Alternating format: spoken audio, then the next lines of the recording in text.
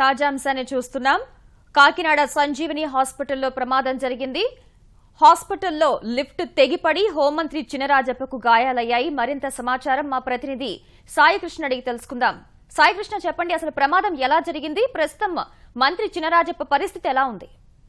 ఈ ఘటన సరిగ్గా అర్ధరాత్రి సమయంలో జరిగింది. ఆయన కృష్ణా గుంటూరు పర్యటనలు ముగించుకొని అర్ధరాత్రి సామర్లకోట జంక్షన్ కు చేరుకున్నారు. అక్కడే రాత్రి బస చేయాల్సి ఉంది. ఆ సమయంలో సరిగ్గా పెద్దాపురం మండలం, ఆయన సొంత నియోజకవర్గం పెద్దాపురం మండలం కట్టమూరు వద్ద రొయ్యల ప్రాసెసింగ్ సంస్థలో ఒక కార్మికులకు గ్యాస్ లీక్ అయ్యి అస్వస్థకు గురయ్యారు. 28 మంది ఈ ప్రమాదం జరిగిందని హోంమంత్రికి సమాచారం చెప్పారు. ఆ సమయంలో వెంటనే హుటాహుటిని ఆయన అర్ధరాత్రి సమయంలోనే కాకినాడ చేరుకున్నారు. వారిని తొలుత సంజీవని ఆసుపత్రిలో చేర్పించారు. అక్కడ వారిని పరామర్శించేందుకు హోంమంత్రి వెళ్లారు. ఇదే సమయంలో పోలీస్ సిబ్బందితో పాటు కొంతమంది మీడియా ప్రతినిధులు కూడా ఆయన వెంట వెళ్లారు. ఈ సమయంలో ఆయన పరామర్శించి పైనుంచి హోంమంత్రి లిఫ్ట్ లో కిందకి దిగి వస్తుండగా ఒక్కసారిగా ప్రమాదం జరిగింది. లిఫ్ట్ తెగిపడటంతో ఆయన లోపల ఉన్న వారందరికీ కూడా దెబ్బలు తగిలాయి.